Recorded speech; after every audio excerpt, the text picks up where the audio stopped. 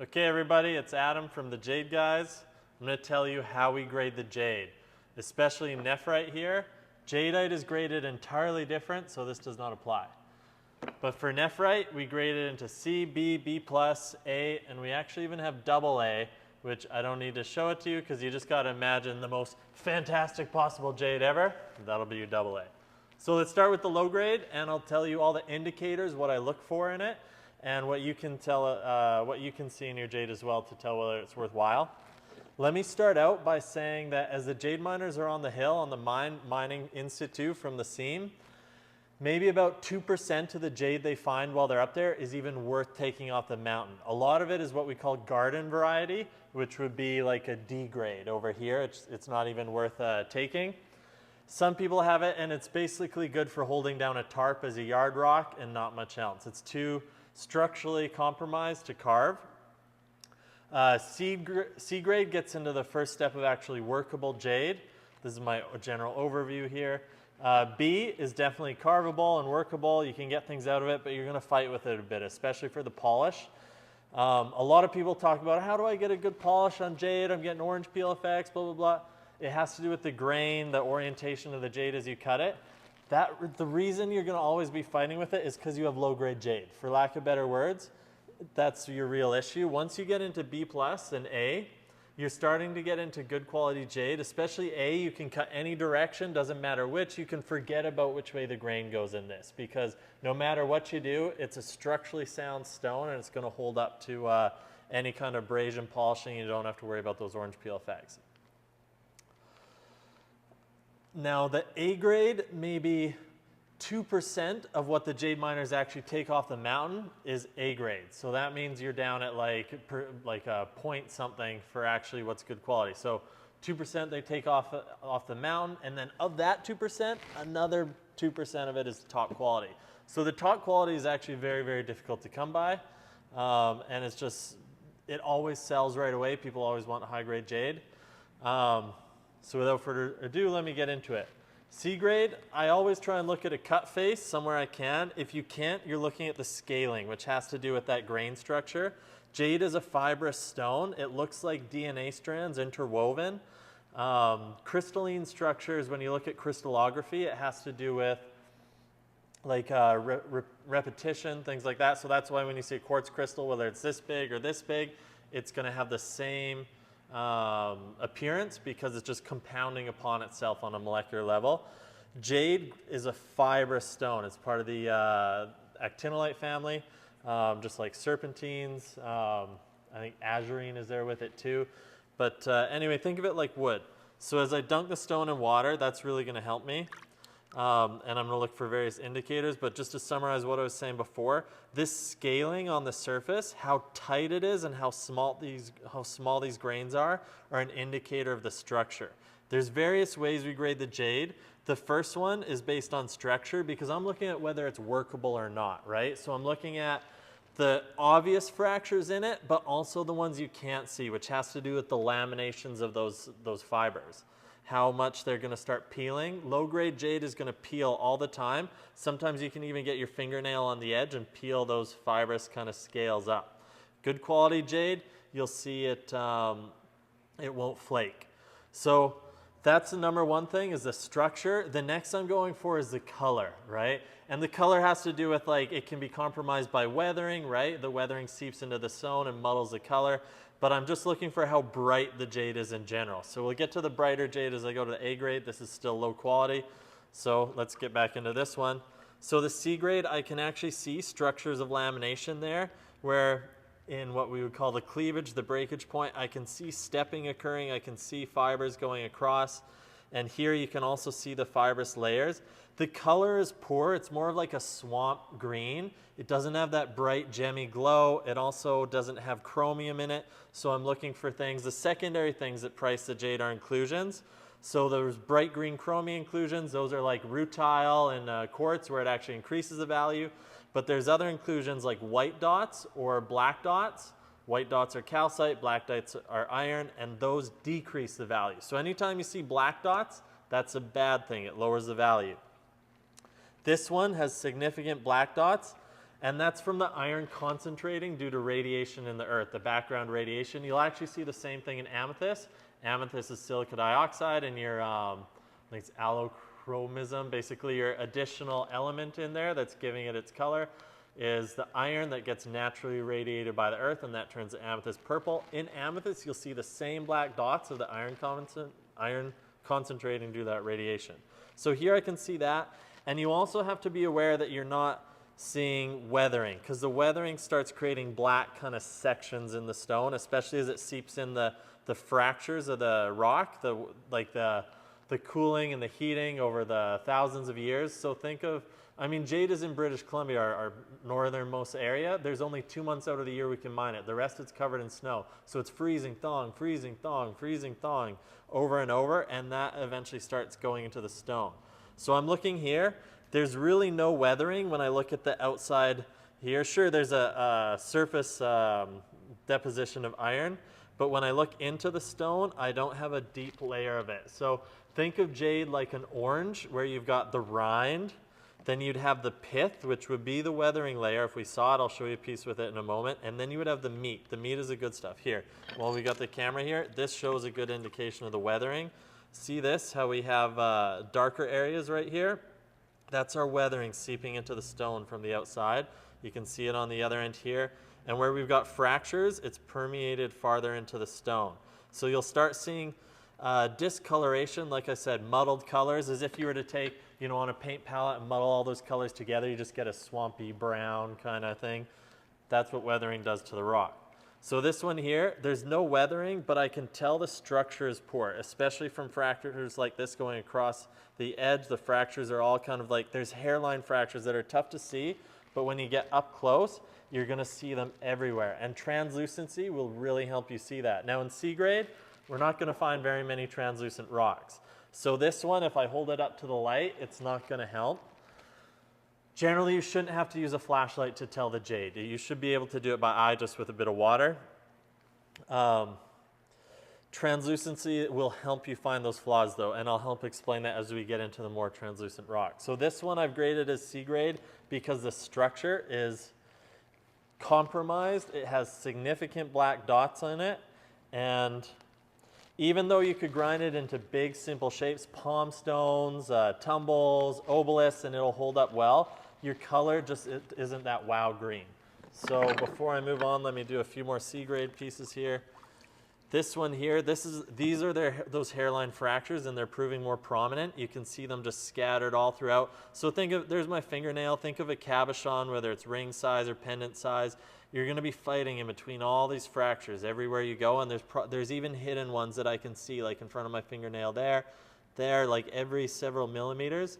They're hidden in there, but they are present. So this makes it a complicated piece of jade to cut, just like any stone that's riddled with fractures.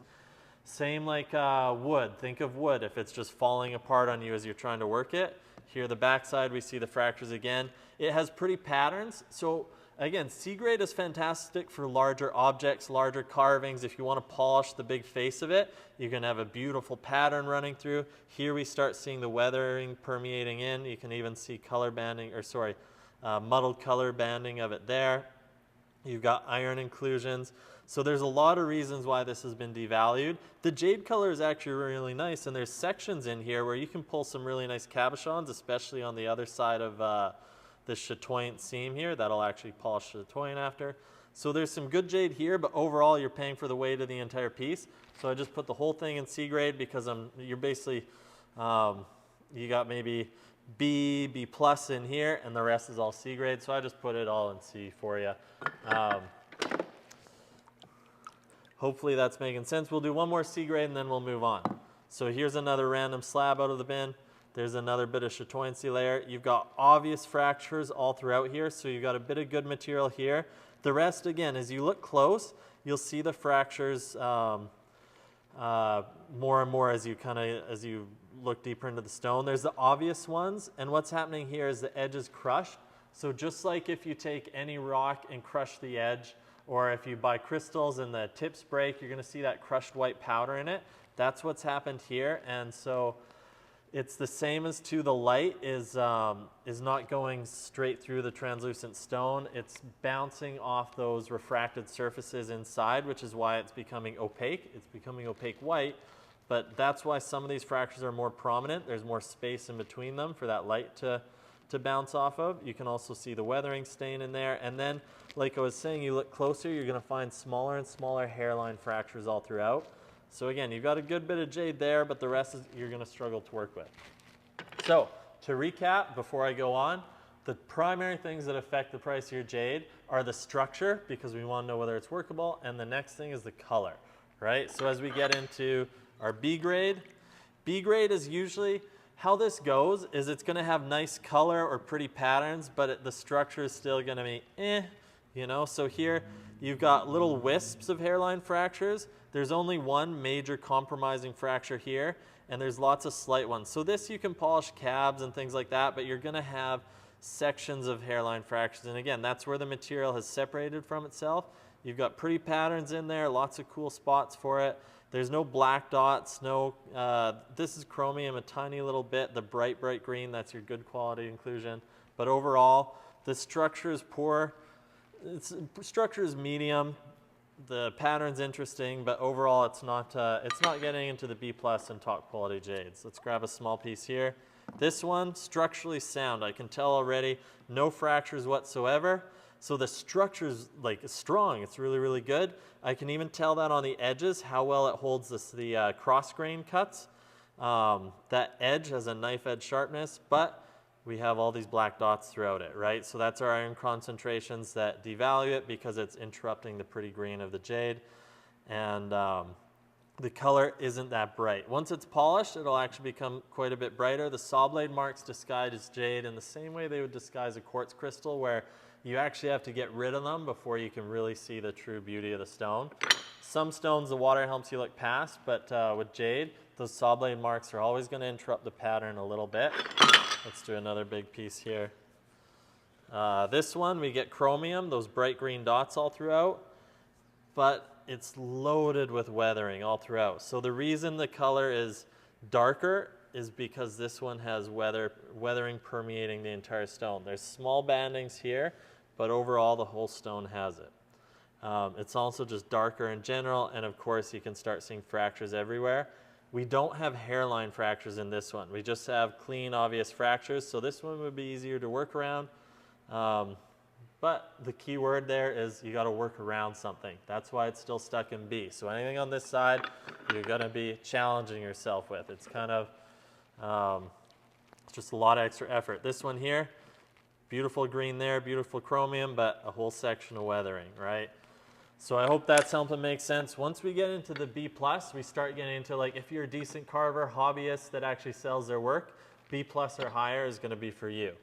So let's grab the first chunk here.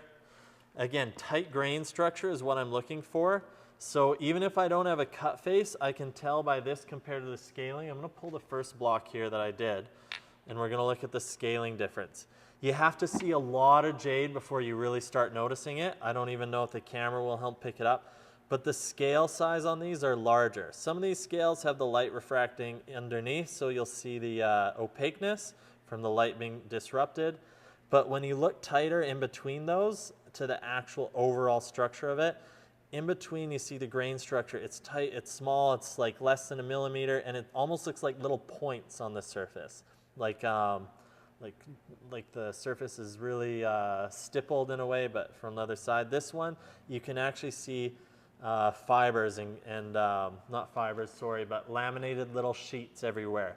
Similar to mica, you could almost think of it as mica with finer and finer grains in a way. Like if you ever look at the edge of mica, it's kind of the same on the C grade.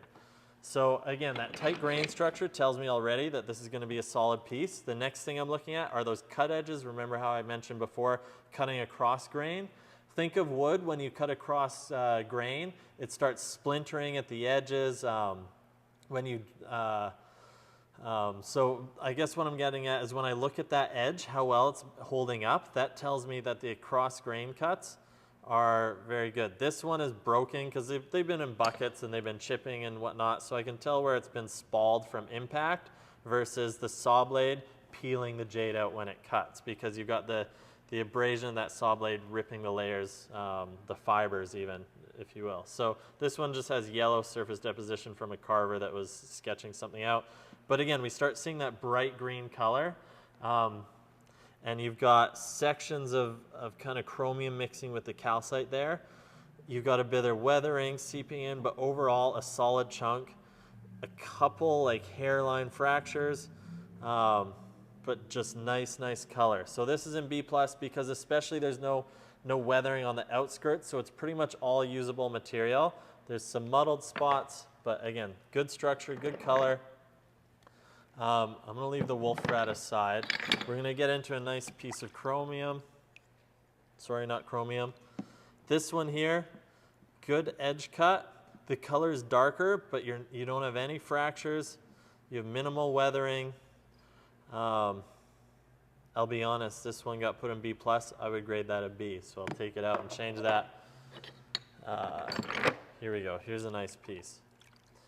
A little bit of weathering. This is still B+, but overall, a lot of beautiful material in here.